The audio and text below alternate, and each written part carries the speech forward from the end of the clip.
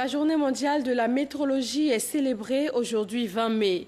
Une opération de contrôle périodique des instruments de mesure est en cours en Côte d'Ivoire depuis le 5 avril dernier.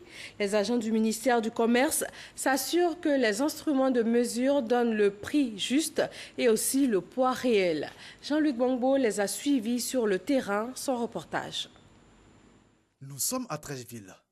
Dans sa petite boutique située à l'avenue 16, ce sont des clients peu ordinaires que reçoit Ahmed Aïdara ce matin. Relativement à votre boutique, on constate que vous avez une balance, une pompe à huile et des réfrigérateurs. Et donc nous allons faire des essais et c'est soumis à des redevances que vous devez payer. Jeannot Legris est contrôleur de prix au ministère du Commerce. Avec son équipe, il procède à un contrôle des instruments de mesure, une opération débutée depuis le 5 avril dernier. Nous avons deux types de stickers.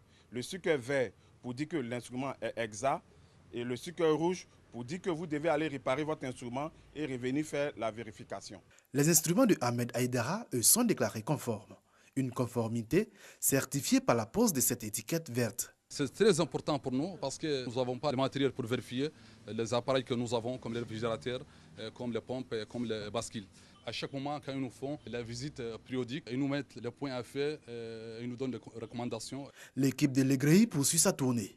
Dans son viseur, ce grand restaurant, toujours dans la commune de Trècheville. Tous les opérateurs qui ne vont pas faire vérifier leurs instruments de mesure vont subir une surveillance. On vient de façon inopinée avec les forces de l'ordre pour vérifier si vos instruments ont été soumis à la périodique. Quand on ne voit pas que vous ne détenez pas des stickers et de quittance de l'année 2018, on scelle votre instrument, on vous fait un procès verbal et vous payez des amendes à l'État de Côte d'Ivoire.